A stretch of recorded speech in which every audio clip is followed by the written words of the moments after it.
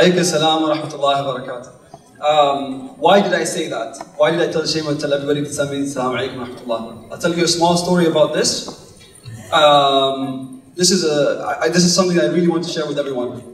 One day, Omar bin Khattab, radiallahu anh, who was one of the companions of the Prophet Muhammad sallallahu alaihi wasallam, every time he kept going to the mosque, he saw Ali bin karamallahu wajh. Every time he went there and he saw Ali, Ali was younger than Omar. So every time when he went in, he would say salam alaikum. But usually, because Omar was older than Ali, Ali had to say salam alaikum to someone who's older than him. So it annoyed Umar bin Khattab, radiallahu anh, and then he went to Rasulullah sallallahu alaihi wasallam. He went to Rasulullah sallallahu alaihi wasallam, he told him, Ya Rasulullah, every time I go to the masjid, I see Ali, karamallahu wajh, he doesn't say salam alaikum to me. I have to say salam alaikum to him. So Rasulullah sallallahu alaihi wasallam contacted, asked Ali to come to see him. And when Ali went to see him and he told him, Ya Ali, is this true what Umar is saying? Every time he comes, you know, you're annoying him, you don't say salam alaikum. So Ali, karamallahu wajh, replied to him and said, Ya Rasulullah, أما ذكرت إن من سلم على أخيه الله يبنينا بيت في الجنة. فهو قال إن من كثر حبي لعمر أبغي هو يكون عنده كل البيوت في الجنة. So this is the story. This is why I want all of you, inshallah, to have a house in Jannah. Anyways, they did all the best and they kept me the last. Obviously, I hope I tried to put you guys up as much as possible. Some of you know what I do, some of you don't. As Shema rightfully mentioned, I'm an entrepreneur, have my own business. I work at Abu Dhabi Tourism and Culture Authority. And I'm also a lecturer. Yes, I do lecture at university. Some of you think this is weird. How come he's so young? Yes, I'm only 26. I turn 27 next month, 25th of March. So presents, everyone.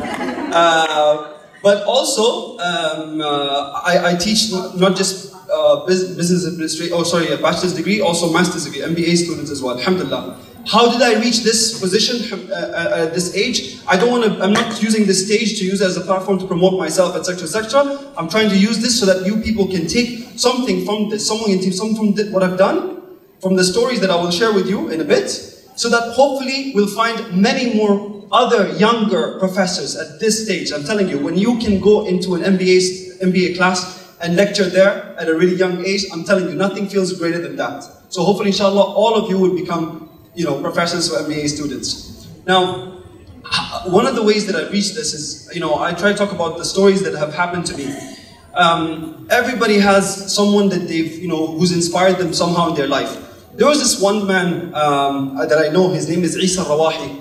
Now, Isa Rawahi, at around our age, maybe at your age, some of you 19, 18 years old, he wasn't sitting at a conference like this. He was on a boat somewhere in Greece, outside the outskirts of Greece in the Mediterranean Sea, catching fish, getting sunstrokes, sea salt water, and he was just like living a really, really harsh life. He was throwing up. He used to get into brawls, like fights on the boat. Anyways, that life was really horrible for him because he didn't even have a bachelor's degree. He just finished high school and he came from a very poor family, so he had to start everything from scratch, and that's what he first did. Anyways, he worked his way. He did a lot of things, just taking courses, trying to learn like English. And then luckily he married a woman who had a degree, by the way. She studied in England. His wife has a degree in IT from Sunderland in the UK. So he moved to Oman in Muscat. And when he worked in Muscat, he worked in the airport. He worked at the airport, putting people's luggage through the counter, when you're getting your tickets. So every time people coming past the airport, he would see business, like he would check in business class seats, right? So when he saw business, something triggered in his mind. He said, okay, I did the sea work, I'm sitting over here, how much longer am I going to sit at this job? So he started talking to people. And some of the people here, some of the earlier speakers talked about, know who you're going to surround yourself with. Amr talked about it as well. Now, he managed to partner with his cousin, who had a business in trading, etc. When he partnered with his cousin, he learned a lot of tricks about how to do business in the business world. And like I said, from a seaman at around 19, 18 years old, now he represents some of the largest oil and gas companies in the world in Oman. And this is from living in like a nasty flat, somewhere like, in an area like Sanaiya, like the industrial area in Oman. Now he's living in one of the most poshest areas in Oman. So this, for me, this was one man who really, truly inspired me. And I love his story, and I keep telling his story everywhere I go. That man, ladies and gentlemen, is my uncle. So this is why I love his story. Now, again, there's a lot of things that have happened to me that helped me be where I am today. The second thing I want to tell you, a second story that happened to me, and I'm going to be very quick, is I tried different jobs. My mom and dad, my mom especially, she's always pushed me to try to work and study at the same time. I'm telling you, the worst thing in the world you could do is work and study, because you have no life. You wake up in the morning, you're working from 8 till 4, and then I had university from like 6 o'clock up till 10 o'clock at night. For 6 years, that was just horrible. But, I mean, you reap the rewards. It pays off after all these years. Now, one of the jobs in between that I did, I actually did get fired. Okay, why? Okay, I did get fired in one job. Why? Now, I worked in a company, in a private company in Media City. I can't mention the name of the person or the company before they sue me or something. I got fired because I hated my manager. I absolutely hated her. She was English, okay, and she had the worst attitude in the world. I'm not saying all English people have the worst attitude in the world. I have a lot of English friends, but she just hated my guts. What happens with us at the youth? We get too excited. We want to show ourselves and prove ourselves, whenever we go into a workplace. And this is what happened to me, because I had a title that said Emiratization Manager. Imagine at 18 years old, I had a title that said Emiratization Manager. I thought I ruled the world. Anyways, long story short, because she gave me so much grief at work, I started saying all the nastiest things. Okay, there's some kids here, so I can't say what she actually said. You can see nobody in the front, no way. Anyways, but I said some stuff about her that it's just PG-18. And through email, like an idiot. Through the email, I started saying all stuff about her to my friends. One day I came back after 1 month working there from a weekend, because she noticed that I hated her so much, because I can't, I'm an Aries and we show our emotions just like that. I got an email from the HR saying, Dear Omar, please pack your stuff and leave. And whatever, we saw your emails that you had sent about your manager, and I got to leave I had to leave. Well, immediately, they told me, right now, pick up your stuff. I told them, can I leave like at the end of the day? They're like, no. I said, can I say goodbye to people? They said, no. Take your stuff and just leave. Don't tell anyone you're leaving. So that was quite horrible. That was the second story. So what did I learn from this second lesson? The second lesson, I learned that, first of all, don't say nasty things through your emails and phone calls at work, because they monitor that. Sorry. They monitor that. Whoever's into IT and stuff, okay, they do. Don't think that. So if you're going to say stuff to your girlfriends or your boyfriends or whatever, forget it. Don't say it at work. Now, the third story that I want to share with you is this. I have my friend and my brother of a very long time. His name is Wa'il al-Hajj. He's Palestinian, but he grew up in the I consider him Emirati, because he grew up in this country. He comes from a business family, and me and him, ever since we knew each other, there's only one thing that we wanted. We wanted to live the life. We wanted to live it large. I'm from Dubai, by the way, and when you're in Dubai and you look at all these towers that Sheikh Zayed wrote, it's not about the towers and the different designs and everything. It's the last name on every tower. Al-Rustamani, Al-Musa, Al-Hada, Al-Attar, Madri Shu. I want to say Al-Busaidy, or he wants to say Al-Hajj. We're like, why the hell don't we own one of those towers? Everybody wants to be, we want to have something like that. So, we tried many different businesses throughout our time together, okay? We failed several times. Now, one of the businesses that we got into, as most of you know, in Dubai, there was a real estate boom, right? So the real estate boom between like 2006 up to 2009, etc., people were literally becoming millionaires overnight. You know how? If you were a broker, Mismar, صح? Like you're like the Samsar, sorry, Mismar, oh sorry. Sorry, I'm just talking too fast. Samsar. Okay, that was kind of embarrassing. Okay, this is going viral. Oh my god. This is going to be like a low shoot. Oh my god, this is embarrassing. Anyways, so this is embarrassing. Anyways, so what happened? Anyway, so what happened is we got into the real estate. What we did is we wanted to be a broker. We found a seller of a tower in Dubai Marina. It was a Saudi businessman, and he was selling his tower for a couple of million.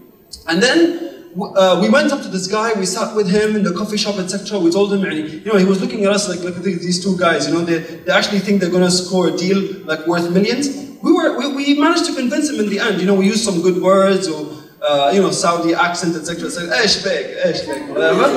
And next thing you know, no, Shema can tell more Saudi jokes. But anyways, we convinced the guy, and he said, okay, fine, I'm not going to do anything. I'm not going to try to find a seller. I'm not going to try to find a buyer for my tower. You guys go ahead. So we went ahead, and we found a Russian buyer. And you know the Russians, they come with their cash, and or supposedly, right? So we found this Russian guy, and we sat and everything, and he signed something called an LOI. In business, it's called a letter of intent. So he was about to buy the tower. Khalas. Me and Wa'il, we just looked at each other. We're like, Omar, this is it. This is us coming out of poverty and gonna make it large. We're gonna be the in Dubai, and that's it. But what happened next? No, we got so excited. No, I'm telling you, it was a done deal. We signed the LOI, we made everything happen, etc. So, what every guy wants, what every single guy wants more than a gorgeous woman in their lives, is, seriously, a Ferrari. Every man wants a bloody Ferrari. If he says no, he's not a true boy. Anyways. Okay? No, you have to want a Ferrari. This is it.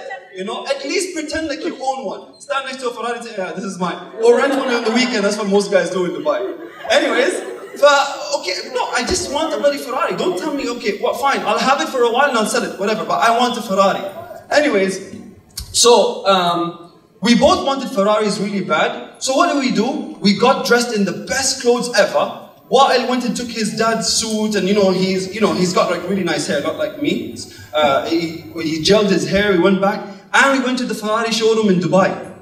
We went to the Ferrari showroom in Dubai, and we put on okay, me and Wa'il, we really watched Godfather, all the seasons of Godfather, all the episodes of Godfather. We went in, pretended like we were the Don himself. Okay? And we went in and we started pretending, and Wa'il was like asking stupid questions that we should know when we're buying a Ferrari, like how fast does it go from 0 to 100, like in how many seconds? And the guy was answering, and he really believed us. So he was answering questions about this and small technical stuff about Ferrari. And then the next thing you know, we signed in the khalas, we want. And Wa'il asked me this, like, Omar, what color do you want? I said, I want red. And he's like, I want black. So we said, khalas, red, black, whatever, etc. Next thing you know, the next day the deal was supposed to be signed, khalas, and the checks were supposed to be exchanged, and we were supposed to make 4 million. So obviously 2 million for me and 2 million for Wa'il. We already did our math and everything. So we went to the deal, and guess what happens? The Russian's mom dies. Because we were with the Saudi, and we called the Russian, like, you're a bit late. He's like, my mother died.